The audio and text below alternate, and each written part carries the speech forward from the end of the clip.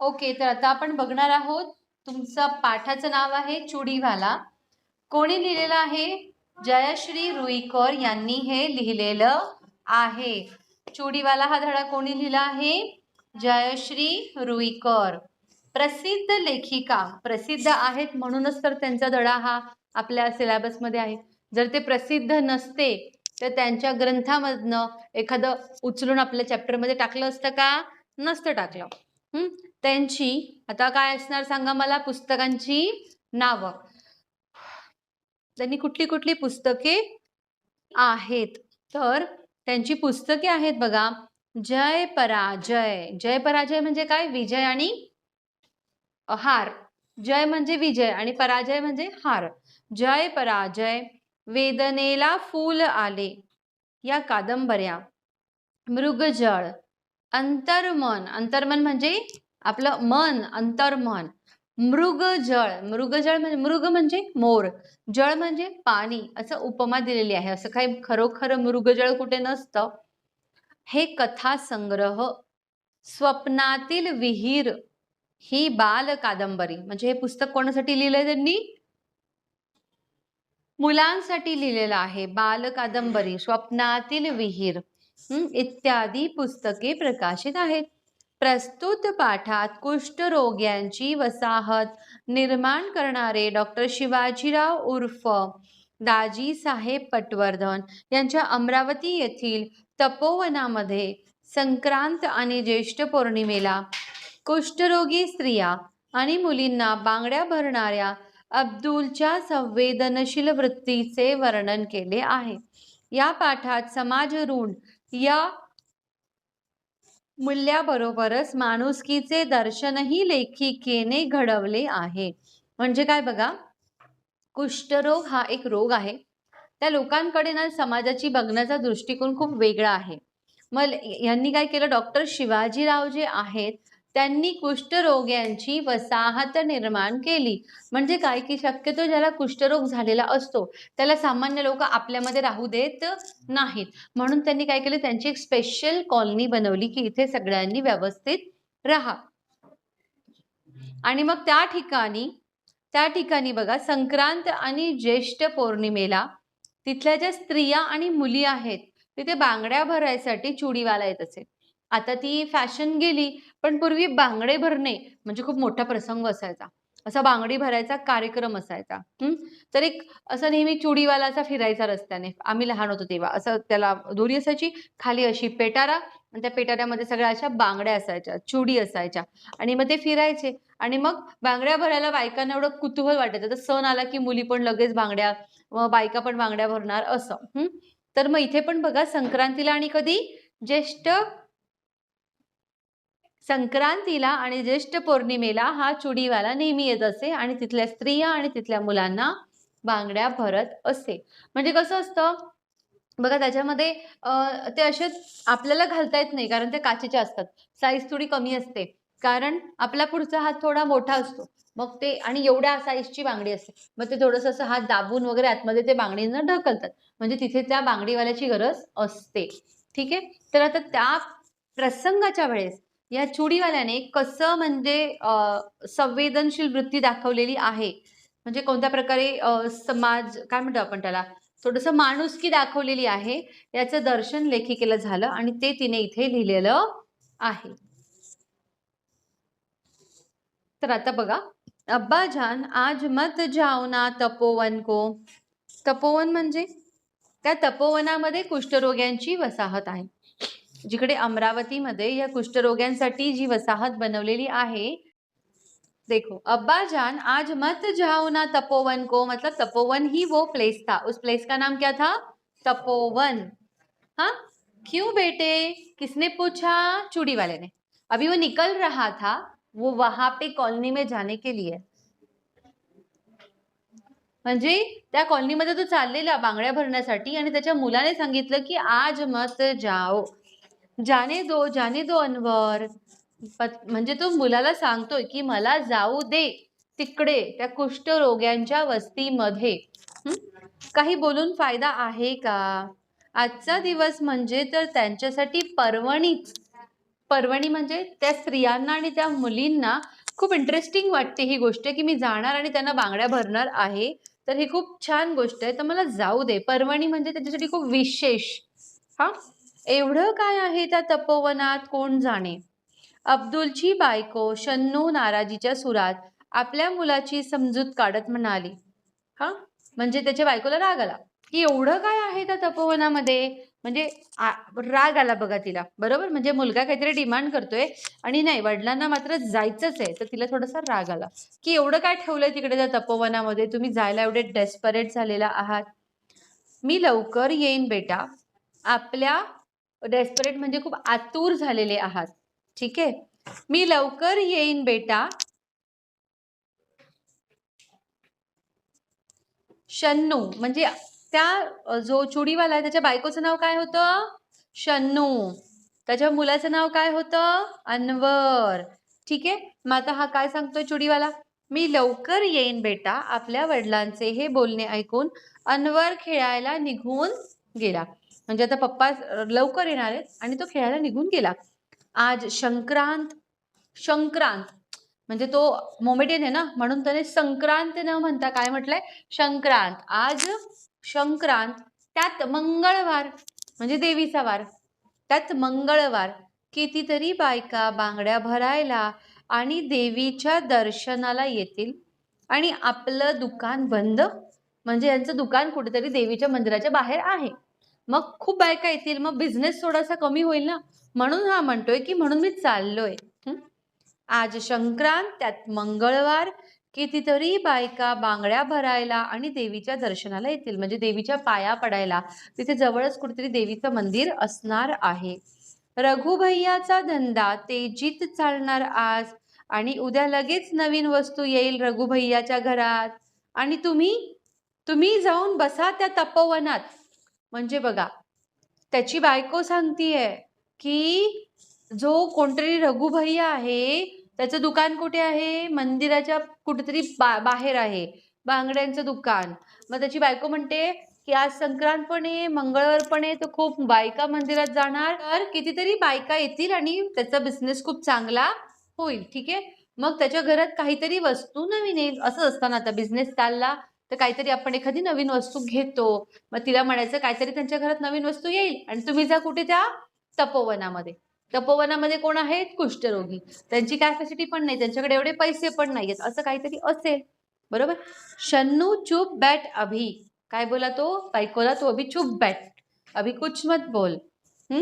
एका हातात बांगड्यांची पेटी आणि एका हातात पिशवी घेऊन अब्दुलने पायात चपला सरकवल्या. म्हणजे बांगड्यांची पेटी उचलली, हातात पिशवी घेतली आणि त्याने चपला घातल्या म्हणजे सरकवल्या. असं आपण पाय सरकवतो ना चपला घालायला, म्हणून तसं म्हटलंय, तसं उपमा दिलेली आहे. हे बघा, रस्त्यानं कोणी भेटलं तर सांगू नका तपोवनात जातो म्हणून. धंद्यावर परिणाम होतो त्याचा, समजलं. म्हणजे कसं, आता बघा, आता हा जो कोरोनाचा पिरियड चालू आहे, मग आता कोणाला कोरोना झालेला असेल तर आपले पेरेंट्स पाठवणार का त्यांच्या घरी? नाही. मग तुम्ही तिकडून ते घेऊन येणार इकडे बाबा, म्हणून नाही. तसंच ती म्हणते तुम्ही कुष्ठरोग्यांच्या इथे चाललात असं कोणाला सांगू नका, नाही तर लोक तुम्हाला सुद्धा घाबरतील की तुम्ही काही तिकडचं काही म्हणजे जम्स वगैरे इकडे घेऊन याल असं. अब्दुल बस स्टॉपवर आला. नाही, अब्दुलने एकवार तिच्याकडे बघितले. तिच्या डोळ्यातला क्रोध त्याच्या परिचयाचा होता. म्हणजे रोजच असेल आता यांच्या घरचं, म्हणून तिच्या डोळ्यातला क्रोध म्हणजे असे डोळे थोडं आपण मोठे करते बघा आई रागवताना, तसा टाईप. तर राग डोळ्यांमध्ये दिसत होता. क्रोध म्हणजे काय? राग. क्रोध म्हणजे राग. पण तिच्याकडे बघून आज त्याला तिचा राग आला नाही, तर कीव आली. म्हणजे त्याला तिचा राग नाही आला, तर उलट तिच्यावरती दया आली. कीव म्हणजे काय? दया. ठीक आहे, कीव आली. अब्दुल बस स्टॉपवर आला. अनेक ठिकाणी उसवलेल्या स्वेटरमधून थंडी चांगलीच जाणवत होती. म्हणजे त्याने जे स्वेटर घातलेलं ते अनेक ठिकाणी उसवलं होतं. उसवलं म्हणजे शिलाईमधून गेलेलं होतं. शिलाई उसकी जो है थी वो उधेड़ गई थी, है ना, तो उसको थंडी बच रही थी. बस आली. बांगड्यांची पेटी आणि पिशवी सांभाळत अब्दुल बसमध्ये चढला. बघा, बस आली बांगड्यांची पेटी आणि पिशवी सांभाळत अब्दुल बसमध्ये चढला. अगदी खिडकीजवळ बसला. खिडकीजवळ बसला हवा येण्यासाठी वगैरे. आपण बसतो ना, पटकन चढतो घाईघाईमध्ये सीट सांभाळायला. पेटी अलगद उचलून त्याने आपल्या मांडीवर ठेवली. पेटी मांडीवरती अशी आडवी ठेवली.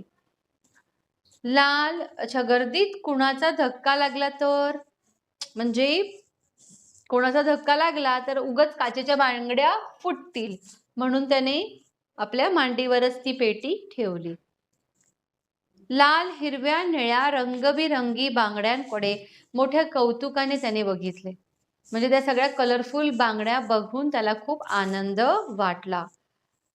बस सुरू होताच थंडगार वाऱ्याचा झोत अधिकच त्रासदायक वाटू लागला. म्हणजे ऑलरेडी थंडी होती हे आपल्याला कळालं, कारण त्याने काय घातलं होतं, स्वेटर. आणि आता मग खिडकीच्या बाजूला बसलाय, म्हणजे अजून थोडा थंड वाराचा फटका त्याला बसायला लागला. मग त्याला ते काय वाटू लागलं, त्रासदायक. अब्दुलने मफलर कानाला घट्ट लपेटून घेतलं. बरोबर ना, मफलर म्हणजे कानांना हवा लागता कामा नये म्हणून मफलर म्हणतात त्याला. घट्ट लपेटून म्हणजे बांधून, लपेटून. जिल्हाधिकारी कचेरीजवळ पाऊण बस रिकामी झाली. पाऊण 3/4 बस. 3/4 बस मतलब कि खाली अभी 1/4 लोग बाकी है. मतलब मोर दॅन हाफ बस खाली हो गई. हाँ, कुठे, जिल्हाधिकारी कचेरी जवळ. कचेरी म्हणजे कार्यालय. कचेरी म्हणजे काय, कार्यालय. तपोवनाकडे कोण जातोय कशाला, म्हणजे लोकच उरली नाहीत, कारण आता पुढे काय होतं, तपोवन. तर तिकडे कोण जाणार आहे असं, म्हणून फारशी लोक बसमध्ये आता उरलेली नाही.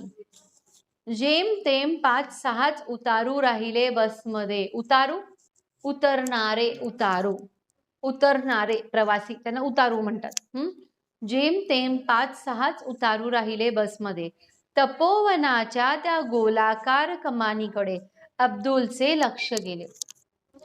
जसं सोसायटीमध्ये एंट्री करताना काहीतरी असतं ना, गेट, कमान वगैरे, तसं इथे तपोवनाला पण काय होतं, एक गोलाकार अशी कमान होती.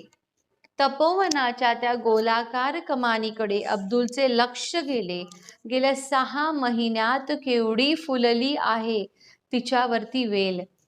गावाकडे असतं बघा, एंट्रन्सला असं तारेचं बनवलेलं असतं, त्याच्यावरती अशी वेल चढवलेली असते आणि मग ती वेल अशी गुंडाळलेली असते आणि त्या वेलीला व्हाईट व्हाईट फुलं येतात, कधी कधी पिंक.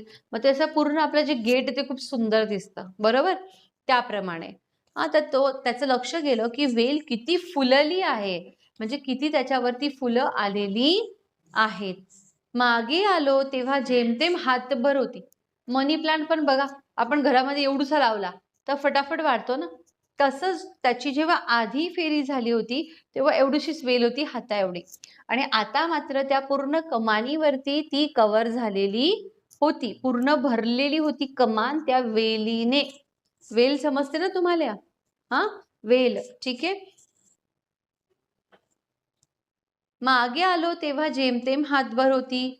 अब्दुल गेट जवळ आला आणि लहान लहान मुलींनी एकदम गलका करायला सुरुवात केली. गलका, गर्दी. गलका म्हणजे काय, गर्दी करायला सुरुवात केली. तर आता त्या ओरडायला लागल्या बघा. चुडीवाला आला, चुडीवाला आला, म्हणजे ओरडायला लागल्या. म्हणजे जसं ओरडलं की बाकीच्याही मुलींना कळेल आणि सगळे जमा होतील, म्हणजे त्यांना आनंद झाला. आंब्याच्या झाडाखाली असलेल्या चौथऱ्यावर, चौथरा गावाला असं चौकोनी बांधलेलं असतं ना, कट्टा, वरंडा टाईप. आंब्याच्या झाडाखाली असलेल्या चौथऱ्यावर अब्दुल बसला. क्षणातच सारा कामधंदा सोडून स्त्रियांची गर्दी अब्दुलच्या आजूबाजूला जमली. क्षणातच म्हणजे एका सेकंडमध्ये सगळ्या स्त्रिया पण आल्या, म्हणजे बायका, आणि सर्व मुली सुद्धा आल्या हातातली कामं सोडून. त्या लाल रंगाच्या मला, त्या हिरव्या रंगाच्या मला, असं म्हणजे कोण काय बोलत होतं, कोण काय बोलत होतं. भैया ये दो, भैया वो दो म्हणतो ना आपण, ये रेड कलर का दो, ये पीले कलर का, तसं मराठीत. चुडीवाला, माझ्यासाठी आरसा आणला? मागच्या वेळी मी सांगितलं होतं ना. मतलब म्हणजे कोण कोण काय काय विचारते. एक विचारते की माझ्यासाठी आरसा आणला का, असं प्रश्न विचारते. आणला का, मी तुम्हाला मागे सांगितलं होतं की माझ्यासाठी काय आणा, आरसा, आरसा म्हणजे मिरर, बरोबर. अब्दुलच्या आजूबाजूला गर्दीच गर्दी झाली आणि गोंधळ सुरू झाला. गोंधळ, खूपच जास्त आवाज. प्रत्येकीला प्रथम बांगड्या भरायच्या होत्या, म्हणजे सगळ्यांना असं वाटत होतं की माझाच पहिला नंबर पाहिजे. अब्दुल एकेकीच्या हातात बांगड्या भरू लागला, त्यांना हव्या तशा. अब्दुल एकेकीच्या हातात बांगड्या भरू लागला, त्यांना हव्या तशा, त्यांच्या मनपसंत. त्यांना बांगड्या भरणं म्हणजे एक दिव्यच, म्हणजे त्यांना बांगड्या भरणं म्हणजे एक दिव्यच, म्हणजे खूप काहीतरी आपण मोठं करतोय असं त्यांना वाटायचं, त्या मुलींना आणि त्या बायकांना. पण अब्दुलला ती कला साधली होती. बांगड्या भरल्यानंतरचा त्यांच्या चेहऱ्यावरचा आनंद अब्दुलला लाख मोलाचा वाटे. म्हणजे त्याने बांगड्या भरल्यानंतर त्यांचे जे चेहरे प्रसन्न आता एखादा सण असेल, आपल्याला कोणी मेहंदी काढून दिली तर आपल्याला किती आनंद होतो ना मुलींना, तसं ते बांगड्या भरले की त्यांचे चेहरे एकदम प्रसन्न होऊन जायचे आणि ते बघून अब्दुलला खूप खुशी व्हायची की माझ्यामुळे कोणीतरी खुश होतंय बाबा असं. ठीक आहे. लाख मोलाचा म्हणजे खूप चांगलं वाटत असे. 2-3 तास बांगड्या भरण्याचा कार्यक्रम सुरू होता. 2-3 तास हा. साऱ्या तपोवनातील तो एक आनंदाचा आणि म्हणजे खूप प्रसन्नतेचा, चैतन्याचा म्हणजे खूप खुशी घेऊन आलेला दिवस. आवाज, गडबड, गोंधळ, चेहऱ्यावरचा आनंद आणि हे सारे वातावरण निर्माण करणारा चुडीवाला अब्दुल म्हणजे तपोवनातील स्त्रियांना, मुलींना अगदी देवदूतासारखा वाटे. म्हणजे त्या लोकांना तो खूप देवदूतासारखा वाटत होता, कारण हा आमच्याकडे आनंद घेऊन येत आहे, म्हणजे आम्हाला बांगड्या वगैरे घेऊन येतो म्हणून. देवदूत म्हणजे कळतं ना, देवाचा दूत, म्हणजे जसं काही आमच्यासाठी खूप काहीतरी घेऊन येतोय गिफ्ट. जसं तुम्ही फेरी वगैरेच्या फेरी टेल्स ऐकतात ना, जसं गोष्टी काही गिफ्ट घेऊन येतात परी वगैरे लहानपणी, आत्ताची गोष्ट नाही करत आहे मी. तर जसं परी काही गिफ्ट आणून देते वगैरे वगैरे, तसं देवदूत, हा म्हणजे जे मागेल ते मिळेल आपल्याला असं.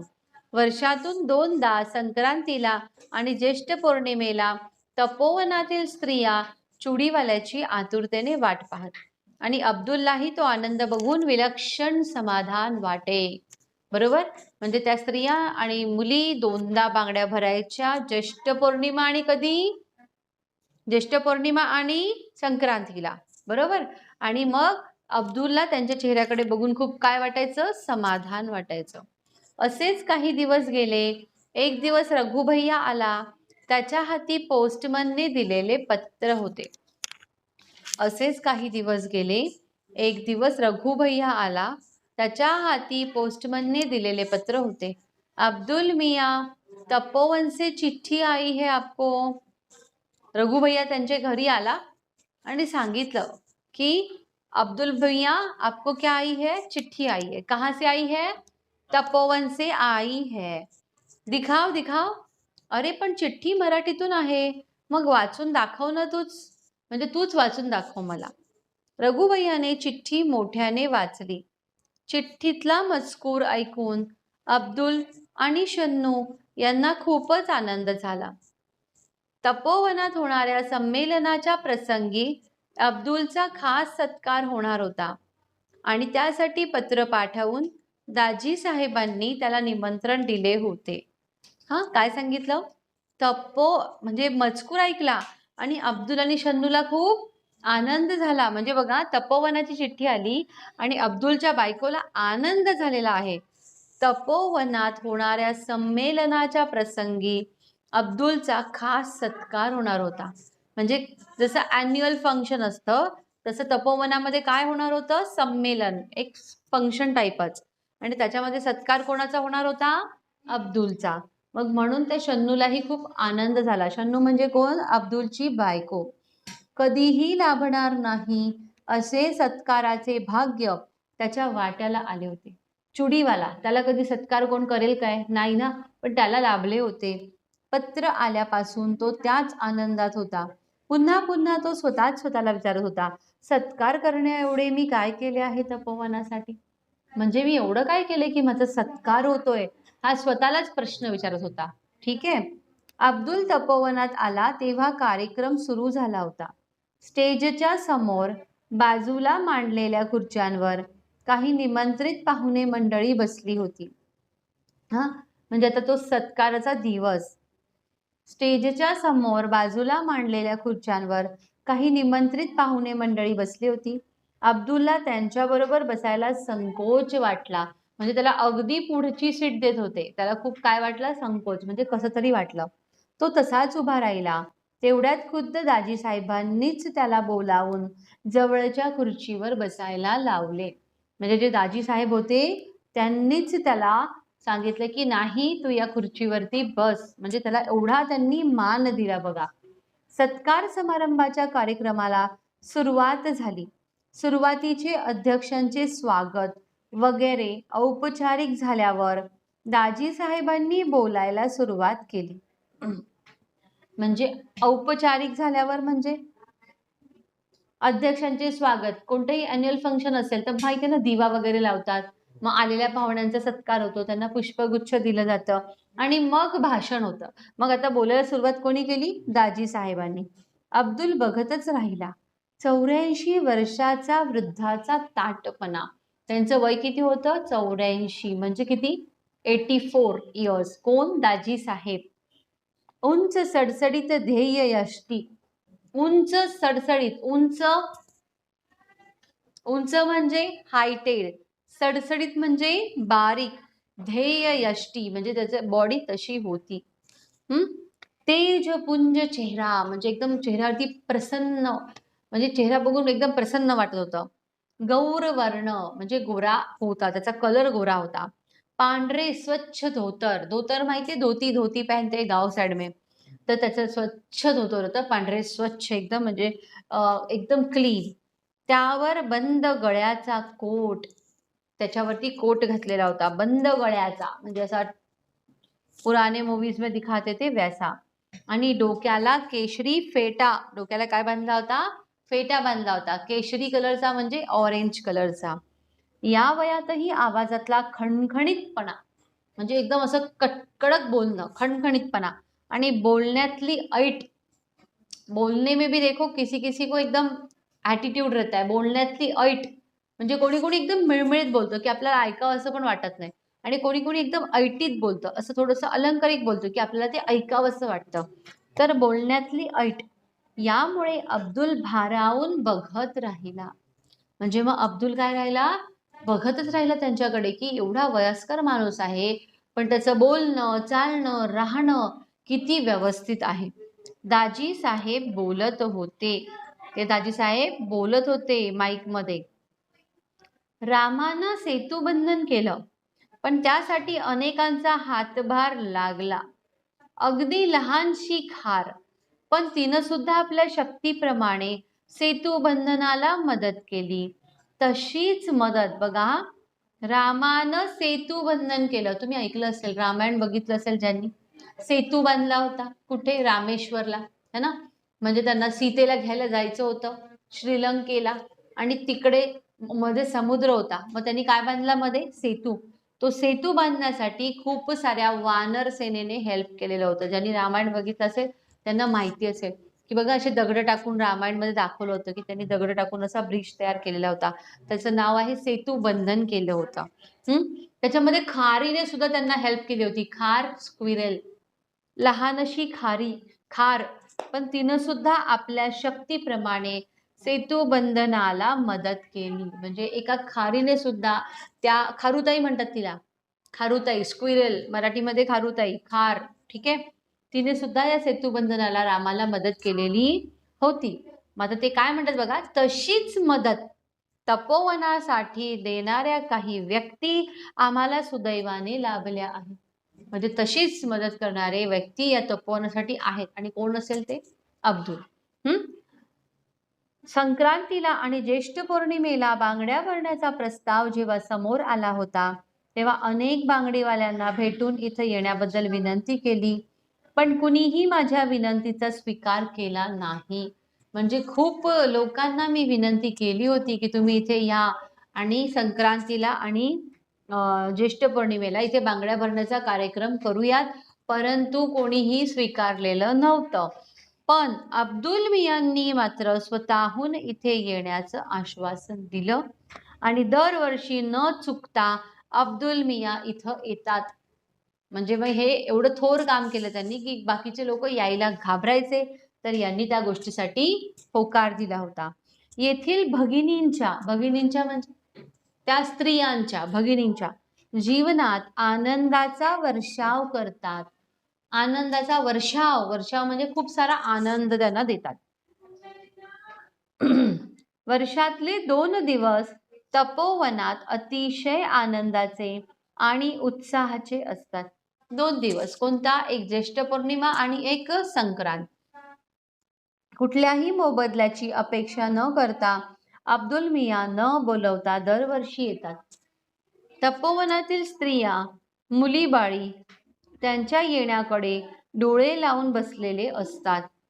अब्दुल मियांचे हे समाजकार्य, ही मानव सेवा खरोखर फार फार मोठी आहे, अनमोल आहे आणि म्हणूनच आज त्यांचा सत्कार करण्याचं ठरवलं आहे.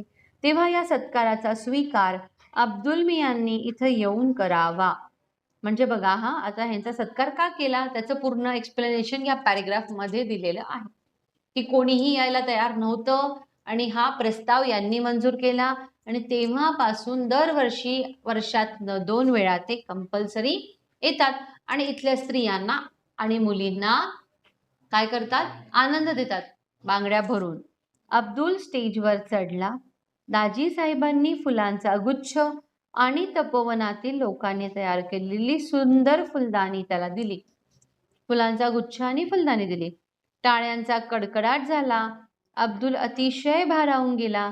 त्याने चटकन दाजी साहेबांच्या पायांना स्पर्श केला. बराच उशीर झाला होता. अमरावतीहून आलेली निमंत्रित मंडळी मोटारीतून जाणार होती. दाजी साहेबांनी अब्दुलला त्यात बसवले. मोटार धावत होती. अब्दुल विचार करत होता, आज शन्नूला आणायला हवे होते. म्हणजे बायकोला आणायला हवं होतं. तिने जर हे बघितलं असतं तर याच्या पुढे मला कधीच तिने टोकलं नसतं. म्हणजे मला दरवर्षी आता ती जाऊ दिलं असतं कंपल्सरी. तिचा गुस्सा तरी कमी झाला असता. गुस्सा म्हणजे बघा तो मुस्लिम आहे ना, मग मध्ये मध्ये त्याचे शब्द थोडेसे हिंदी आहेत. आकाशात अष्टमीचा चंद्र हसत होता. अष्टमीचा चंद्र थोडासा बऱ्यापैकी कंप्लीट व्हायला आलेला असतो. म्हणजे गोलाकार नसतो कंप्लीट, परंतु थोडासा मोठा असतो. आकाश मेघरहित निळ्या नितळाईने नटले होते. मेघरहित निळ्या नितळाईने म्हणजे पूर्ण माहिती ना, असं क्लिअर पूर्ण ब्ल्यू आकाश असतं. जेव्हा पाऊस नसतो आणि क्लाउड्स नसतात तेव्हा आकाश कसं दिसतं? ब्ल्यू कलरचं दिसतं, स्वच्छ, नितळ, स्वच्छ. मेघरहित म्हणजे क्लाउड नाही आहेत, मेघ नाही आहेत. हा, आकाश मेघरहित निळ्या नितळाईने नटले होते. नटले म्हणजे सजले होते. वातावरण अंतर्बाह्य प्रसन्न वाटत होते. अंबादेवीच्या चौकात मोटार थांबली. अंबादेवीचं मंदिर आहे अमरावती इथे, तिथे चौक आहे आणि तिथे मोटार काय झाली? थांबली. अब्दुल खाली उतरला, घरी आला. अब्दुल येताच शन्नू उठली. थाळीत चपाती आणि वांग्याची भाजी घेऊन तिने थाळी अब्दुल समोर ठेवली. अब्दुल एखाद्या अपराध्यासारखा मान खाली घालून जेवू लागला. म्हणजे त्या काय माहिती तर त्याला काय झालं, पण एखाद्या अपराध्यासारखा मान खाली घालून जेवू लागला. तू नहीं खाएगी? नहीं जी नहीं, चाहता खाने को. तू नहीं खाएगी त्याने विचारलं. नहीं जी नहीं, चाहता खाने को म्हणजे हे असे शब्द आहेत त्यांचे. ठीक आहे, म्हणजे मला जेवायची इच्छा नाही आहे असं त्याच्या बायकोने सांगितलं. अनवर जेवला पण खिम्यासाठी हट्ट धरून बसला होता. म्हणजे त्याने विचारलं, अनवर जेवला म्हणजे मुलगा. तर ही काय बोलली? जेवला पण खिम्यासाठी हट्ट धरून बसला होता. म्हणजे मला मम्मी आज खिमा पाहिजे. अब्दुलच्या हातातला घास हातातच राहिला. खिमा म्हणजे नॉनव्हेज डिश आहे. ठीक आहे, अब्दुलच्या हातातला घास हातातच राहिला. म्हणजे आपल्या मुलाला खिमा हवा होता आणि मग त्याने पटकन घास हातातच ठेवला, म्हणजे तो एकदम स्टॉप झाला. एकाएकी जेवणावरची इच्छाच मरून गेली. तोंडात घास घोळू लागला. कितीदा सांगितलं हा धंदा सोडून दुसरा धंदा करा, पण म्हणजे तेवढी कमाई नव्हती. कळलं का? त्यात तेवढी कमाई नव्हती की ऍटलीस्ट आपल्या मुलाला खिमा खाऊ घालू, म्हणजे नॉनव्हेज खाऊ घालू. शन्नूचे पुढचे बोलणे अब्दुलने ऐकलेच नाही. तो चटकन उठला, हात धुवून अनवरच्या शेजारी येऊन पडला. शन्नूचे बोलणे त्यातला शब्द त्याला पाठ होता. कितीदा तरी तेच तेच बोलून झाले होते. म्हणजे त्याला वाईट पण वाटलं आपल्या फॅमिलीसाठी, की आपण करतोय, आपला सत्कार होतोय, पण घरात मात्र पैसा नाही, खायला सुद्धा नाही आहे. नवीन धंदा, भांडवल नको, कुठून आणणार? तो बोलला आता हा. तो थोडासा जोराने पण शन्नूला ऐकायला जाईल अशा आवाजात बोलला. म्हणजे तू म्हणतेस की नवीन धंदा कर, असं करा तसं करा, पण पैसा तर पाहिजे. पण भांडवलापेक्षाही त्याला अब्बाजांपासून चालत आलेला हा बांगड्यांचा धंदा सोडवत नव्हता. म्हणजे त्याला ना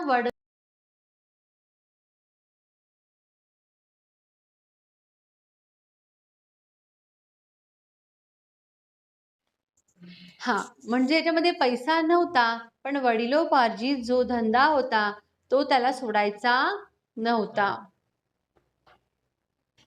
पण भांडवलापेक्षाही त्याला अब्बाजांपासून चालत आलेला हा बांगड्यांचा धंदा सोडवत नव्हता.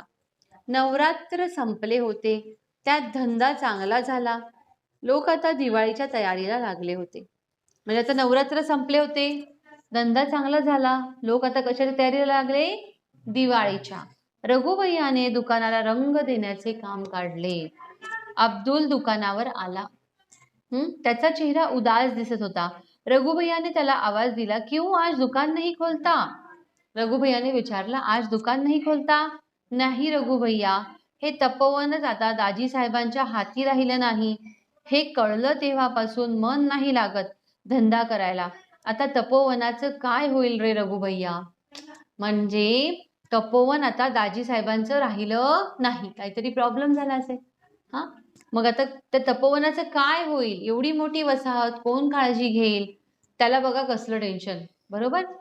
एवढी मोठी वसाहत, किती रोगी, आता त्यांची कशी काळजी घेतली जाईल रे? आणि आयुष्याचं मोल देऊन तन मन धनानं फुलवलेली ती कर्मभूमी सोडण्याच्या कल्पनेनं दाजी साहेबांना काय वाटलं असेल बरं? अब्दुल विलक्षण हळवा झाला. म्हणजे दाजी साहेबांनी आता तिथे नाही येत त्या तपोवनामध्ये, आणि अब्दुलला भरून आलं की तेच नाहीयेत, तर आता कसं होणार त्या वसाहतीचं? देवळातल्या पहारेकऱ्याने 200 टोल दिले. देवळामध्ये एक असं घंटा, म्हणजे असं एक पत्र्याचं असं गोल असतं, ते असे टोल देतात दर तासाला. शन्नू घोरत होती, म्हणजे रात्रीची वेळ होती, झोपली होती, घोरत, स्नोर माहितीये ना, घोरत होती. अनवर गाढ झोपला होता. अब्दुल उठला, अगदी हलकेच. कोपऱ्यात बांगड्यांच्या पेटीवर ठेवलेल्या पिशवीतील एक एक वस्तू बाहेर काढू लागला. पावडरचा डब्बा, रुमाल, रिबिनी, पिना, सोनेरी बांगड्या, साध्या बांगड्या, नायलॉनच्या बांगड्या. संक्रांतीला हे सारे तपोवनात नेणार होता. तिथे चुडीवाला म्हणून स्त्रिया, मुलीबाळी धावत धावत त्याच्याजवळ जमणार होत्या. काही काळ तरी सारे विसरून हसणार होत्या आणि त्यांचे हसू बघून अब्दुल मनोमन सुखावणार होता. पण आता आता सारे संपले होते. म्हणजे आता असं काहीच घडणार नव्हतं. तो रात्री विचार करत होता हे सगळं. स्वतःसाठी सारेच जगतात, पण दुसऱ्यासाठी जगण्यातला आनंद, त्या आनंदाचे सुख वर्षातून फक्त 2दाच अब्दुल अनुभवायचा. म्हणजे हे अब्दुलला कधी अनुभवायला मिळायचं? वर्षातून फक्त 2दाच.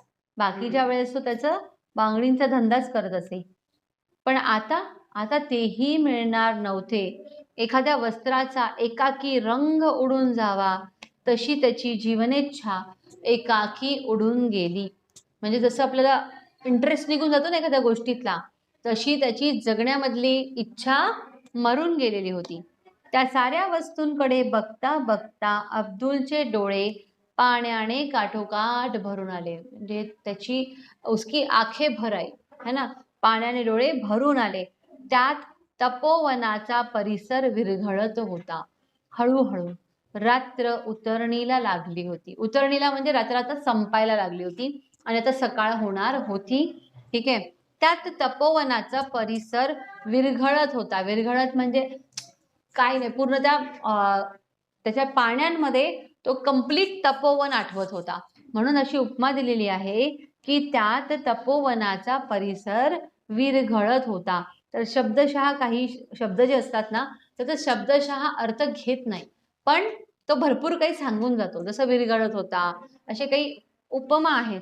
पर्वणी म्हणजे काय? संधी, तेजी, भरभराट, झोत, वाऱ्याचा प्रवाह, गलका करणे, गोंगाट करणे, संकोच, मोकळेपणाने न बोलणे. जसं तुम्हाला मला डाऊट विचारण्यामध्ये संकोच वाटतो. हातभार लावणे, मदत करणे, भारावून जाणे, प्रभावित होणे. हे सगळे शब्दांचे अर्थ आहेत. ठीक आहे. तर सगळ्यांना हा धडा छानपैकी समजला आहे असं मला वाटतं. तर तुम्ही हा धडा 2-3 वेळा रीड करून काढा आणि व्हिडिओ आवडला असेल तर लाईक करा, सबस्क्राईब करा आणि मॅक्सिमम शेअर करा.